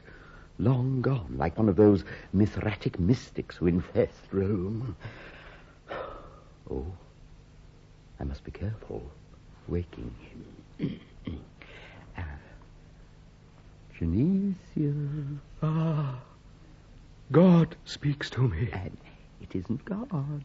It isn't God. I have to talk to you about this angel business. Oh, Christ. It's an angel speaking to me on God's behalf. No, it's me. Lord, yes. It's me. Open your eyes. No, I'll be blinded by the angel light. It's me, Penebalus. Open your eyes. Oh, very well. You see, it was me. I thought I heard an angel speak. That was me. Didn't sound like you. Your voice is somewhat squeaky. I've spoken of it before. That's your opinion. Perhaps heaven is playing games with me. It sounded like an angel. It was me, I tell you. I have to talk about the angel. What angel? The angel you've written into the play. Oh, what of it? Marcella refuses to play the part. What? She says it makes her uncomfortable, playing such an unworldly role. She has to. I wrote the part for her. She can't. She hasn't learned the lines. Oh, curse that temperament. I'm sure that husband of hers had something to do with it. Penebalus, you must help us in our hour of need. No, I only play songs. If need be, you must play the angel. Now, Penebalus, my staff, my rock, my strong right arm. Only you can learn the lines and do the part justice in so short a time. I'll be ridiculous. You'll be sublime. Oh, very well. Good. On one condition. Anything, provided it isn't more money. I'll play the angel if you agree to only speak the lines laid down by you. You are not to make up new ones. I promise. And your performance remain within the bounds of the theatre. Speak for the character you play, not yourself. Please, Genesius, don't go too far. I go too far? Never, Penabulus, never accuse me of that. Oh, it will be a mess, Genesius. It will be a triumph, Penabulus. God is watching us. God? Which God? There are so many.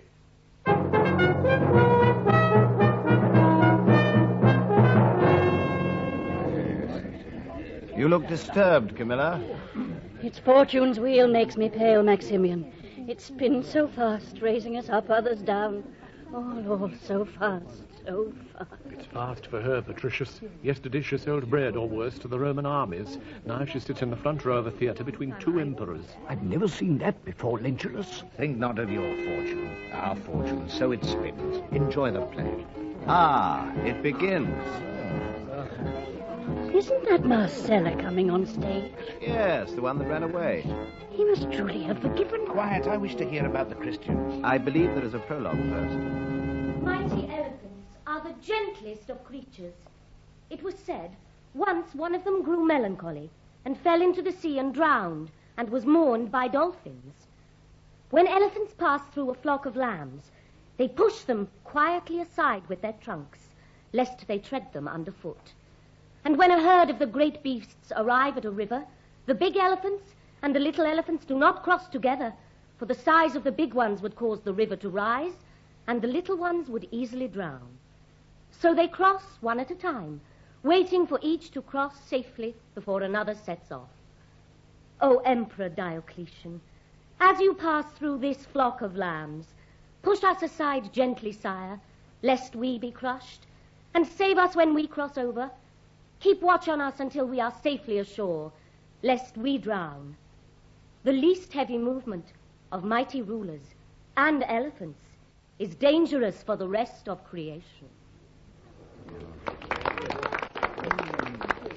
Excellently said. The expressions were somewhat poetically extended for my taste. But they came from the heart, I'm certain. Look, Genesius is on stage as a prisoner, in chains between two soldiers.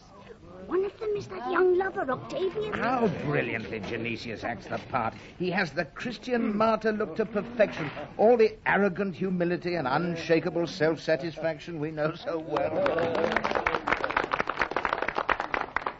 Captive and in chains, I demand no leniency. Treat me as you would treat any Christian, with utmost harshness, for in that lies our glory. You talk too much, like all Christians. I am joyful, for today I go to my death. This death, these chains, are honorable badges. Despise me, torture me, kill me. It is my pleasure and my glory to suffer thus for Christ. What we really should do is turn you loose. No, Captain. I don't deserve to be turned loose. I must die a humble death. You can't turn him loose, Captain. We have our orders. You have your orders, Captain. Turning you loose will be a fitting punishment for a criminal with your foul record. But you'll escape your desert with nothing more painful than a crucifixion. I thank you, God, for this triumph. Oh, Lord, I wish I had been truly baptized. Not in jest, but for real. For then this coming torment would open the gates of paradise for me. Genesius, that is not in the play. You promised to keep to the play. He's at it again, trying to impress the Emperor. It all seems so real. Look now how that figure way up there descends. It's the actor Penabulus in a white sheet. Look at the light about him. And hear the music. It's an angel.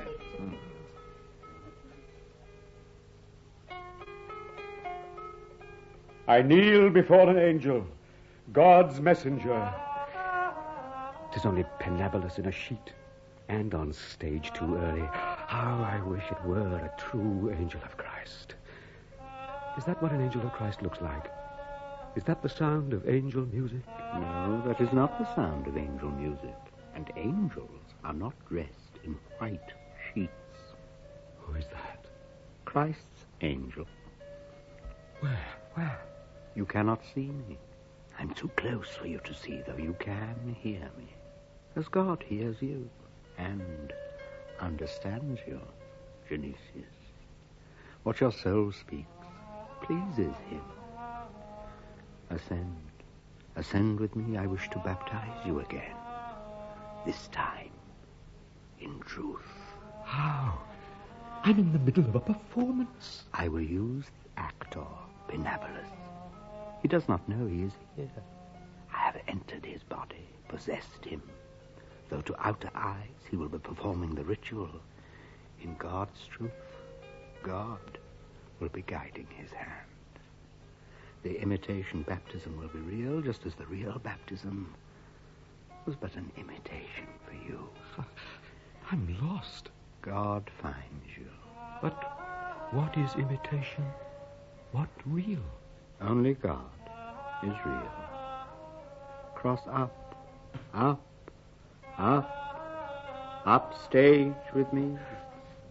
Ascend, ascend, Genesius.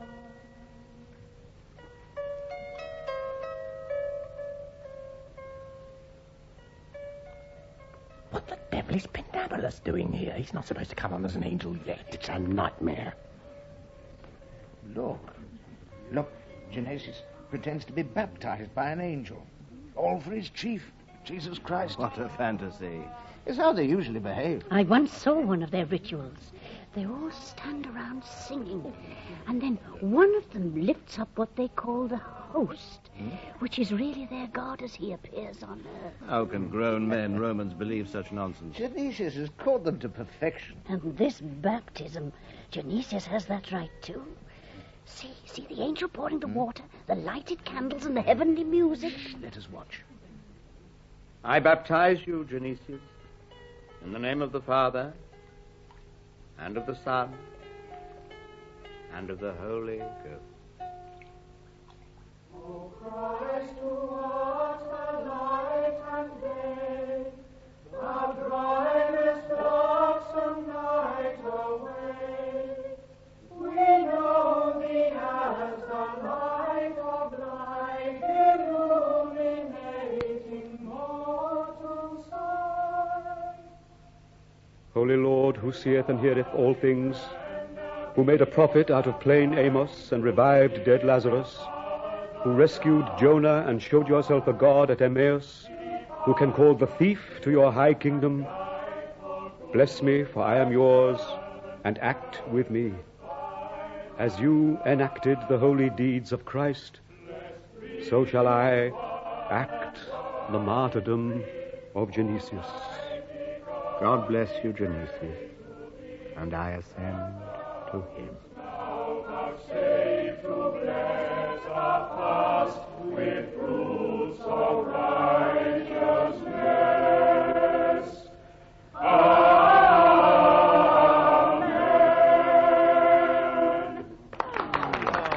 Amen. Remarkable. A beautiful stage picture. Did you see how good he was at imitating the Christians? The clasped hands, the bowed head. I don't think there could have been any difference between that baptism and the real thing. I haven't seen that before. I thought he really meant it. That's acting. There's more. I don't see how he can do anything after that. That was perfection.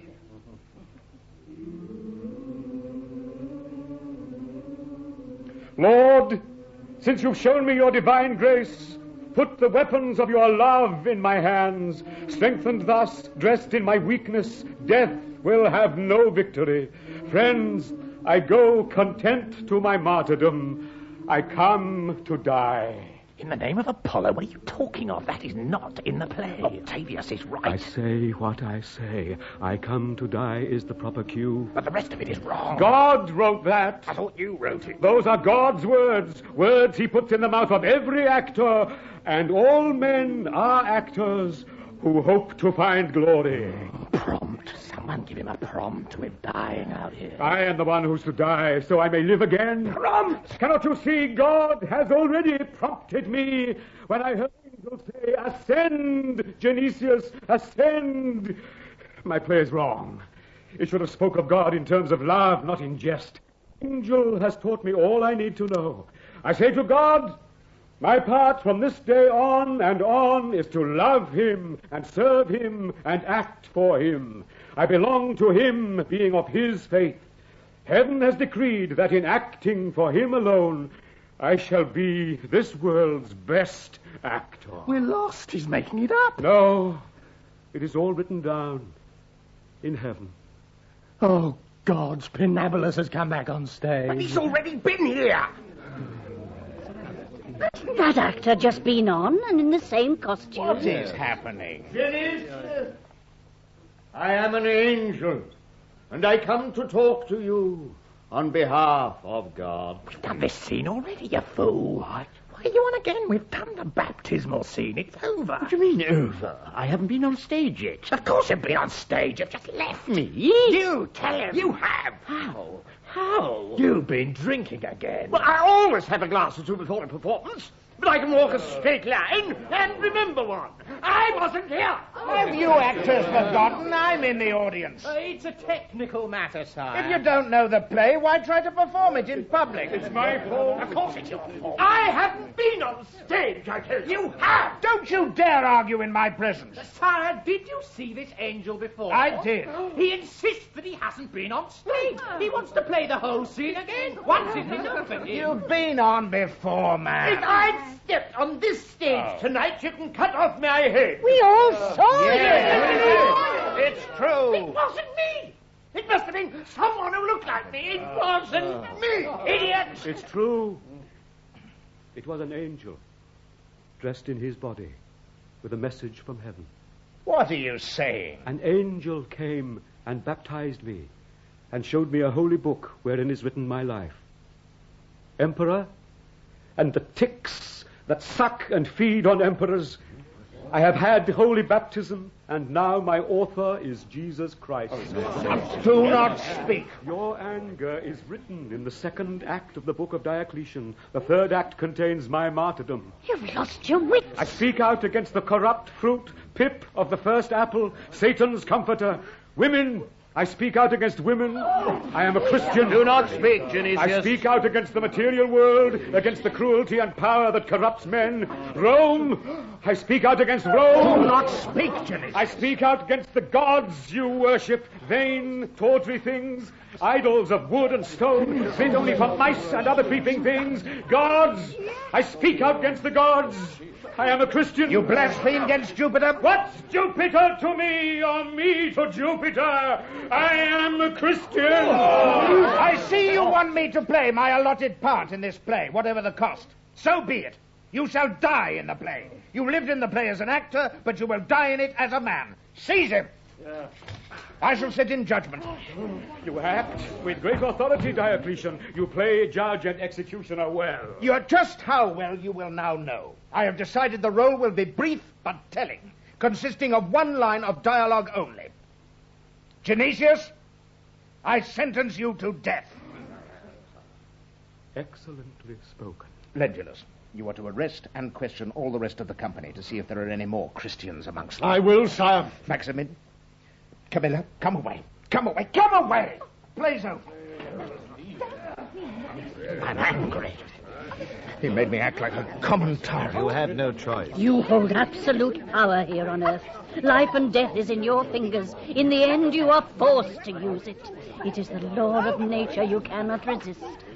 Perhaps it is time for me to go home. We'll talk on that later. Meanwhile, there is a world to govern. Oh, Genesius, we will never forgive you. You madman. We have lost everything. But I have found God. Selfish. Selfish!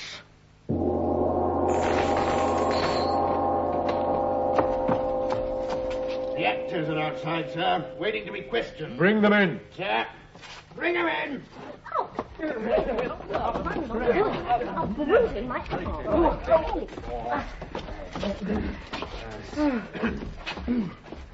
You, madam, who are you? Marcella, What parts do you play? the leading female roles, queens, empresses. Sometimes. And you? Octavius, I play the important male part. That depends on what you mean by important. The young males you can act with some degree of success, but the great tragic roles are a different matter. They require a talent and an experience. Who and what are you? Penobulus. I play servant. Yes. I was well born, so I know how servants behave. Not at all the parts a man would choose if he had the choice. No, but I am moving on to other roles, more important ones, of complexity and power. And who's agreed to that? Yes, who? The time when you come to your decision... Silence! Silence! I am here to question you, not to listen to your quarrels. Who are you?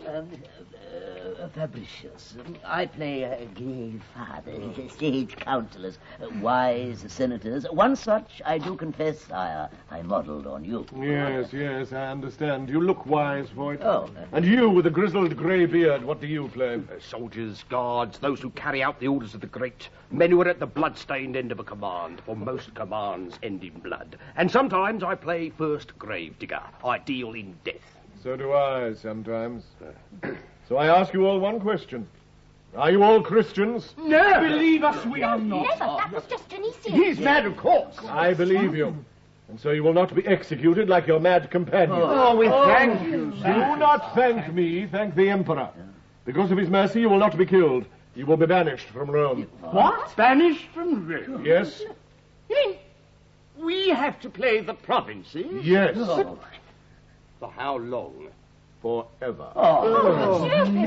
It's so unfair. I thought you'd be grateful. You won't be crucified like Genesius. I begin to think he has the best of it. For an actor to be condemned to the provinces for the rest of his life is a fate worse than death.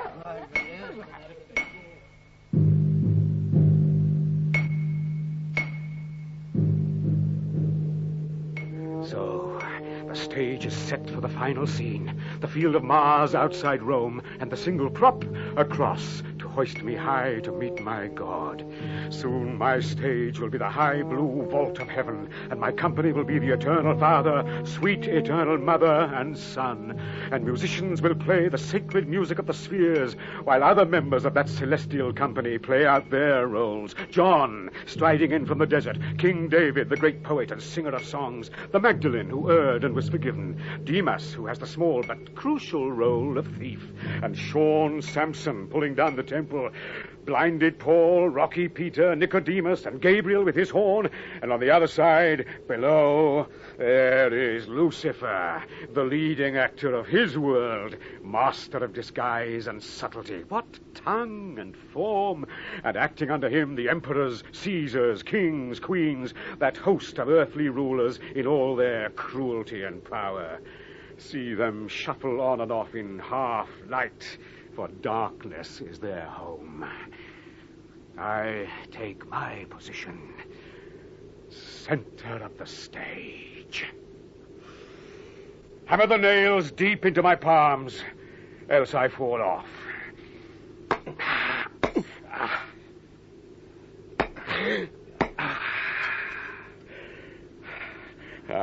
Yes, the feet, too, else I struggle. One of the most difficult things for an actor on stage is to be still. Absolutely still. Absolutely still. The nails will do that for me. Thank you for that part. Raise up the cross.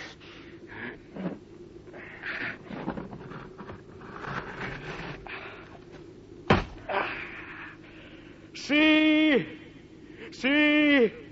I am elevated. God wants to see me perform. I act this glorious death in pain and suffering. It's hard to act a death that is glorious, but God knows I am the best actor in Rome, and this, my best performance.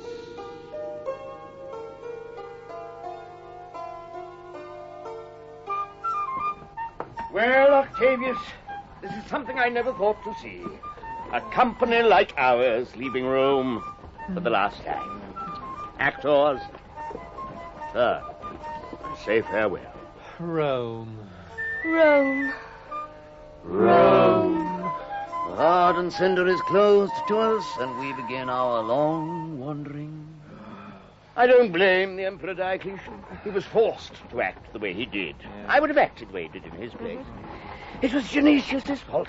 Pure and simple. Nothing Genesius did was ever pure and simple. How could he have been carried away like that? Authenticity can be taken too far. He certainly made sacrifices for his art, but he had no sense of proportion in his acting. But it had that sense of danger, which is what made it so extraordinary.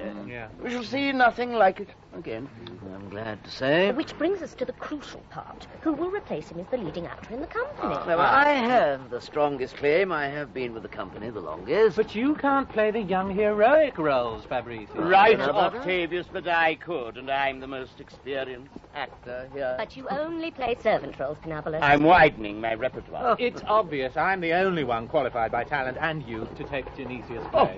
You've only been with the company 6 months. Stop! This isn't the place to be talking like this. Look over there. The field of Mars. Genesius on the cross. Crucified. He's got an audience. It doesn't take much to get a crowd in Rome. It's a good death scene. If you have to play a death scene. Genesius was very good at death scenes and giving himself the best role. See, he's done it again. See, he's high up. The rest are grouped below him. It's a very dominant position, theatrically. It's a solo scene, too. I'm sure he's playing it for all it is worth, and more. Perhaps we should stop.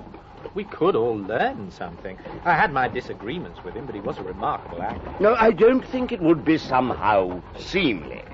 Besides, we have engagements in 4 provincial towns in the next month. And we still have to decide who will take Genesius' place. I've decided me. Yes, I think my husband should... You think? Never. Marcel and I talked about this quite a lot.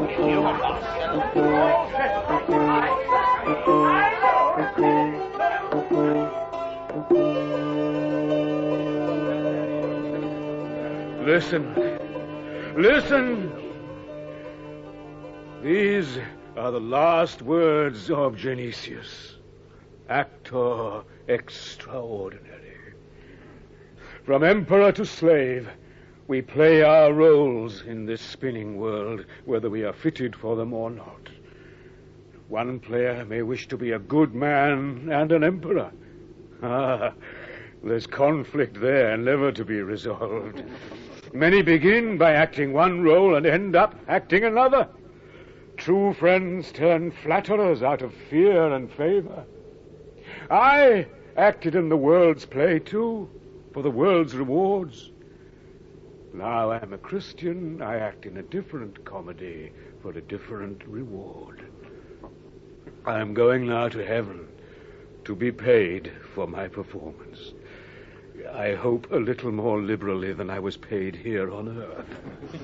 Up there, I will be acting for an audience of one, a divine one. Not for the one supreme ruler of the empire, but the one supreme ruler of the universe. Only the best is good enough for the best, and I am the best actor. He will be critical, for he sees all, but his eye is always compassionate. Mercy rests on his brow. Understanding is in his face. My voice grows weak, weaker, weak. I have played hundreds of death scenes in my time, and in none of them did my voice grow so weak. Though I bled and suffered in them as I bleed and suffer now. Is it because this is real blood? It is my death scene, and I am dying in it. Lord, Christ, Mary, Mother of God, this is my last performance, and my best. Take up the body, heart, and soul of Genesius, who is... Where am I? What am I doing?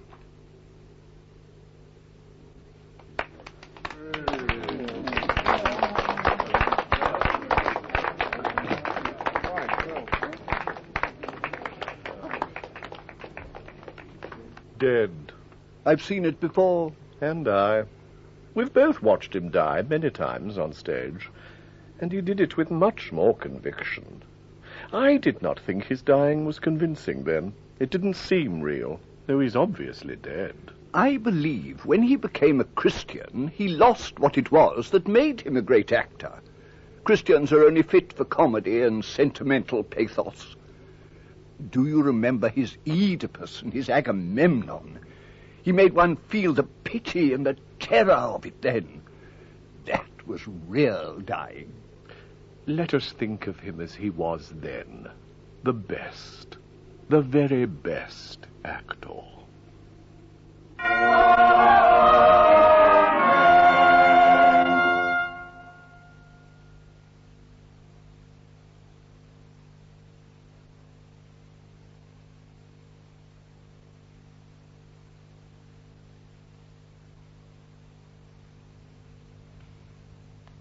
Denis Quilley played the actor Genesius in Lo Fingido Verdadero by Lope de Vega. The Emperor Diocletian was played by Timothy West, the Emperor Aurelius by Ronald Baddiley, Numertan by David Peart, Appa by Patrick Barr, and Carinus Caesar by Alan Rickman.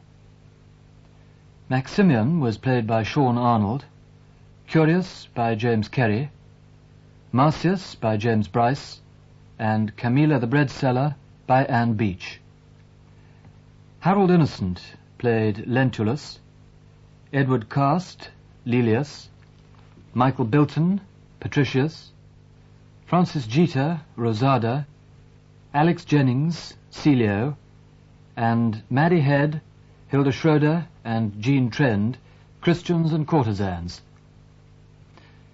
The actors were played by Peter Woodthorpe as Pinabulus, Timothy Bateson, Fabricius, Stephen Boxer, Octavius, Stuart Organ, the soldier, and Tina Marian, Marcella. The musicians were David Corkhill, Michael Dorr, Christopher Lacey, John Leach, and Robert White, under the direction of the composer Stephen Boxer. Technical presentation was by Peter Novis, Tim Sturgeon, and Paul Pearson. Actors, or Playing for Real, was freely adapted by Peter Barnes from Evelyn Rishburn's translation of Lo Fingido Verdadero by Lope de Vega. It was directed by Ian Cotterill and was first broadcast in April.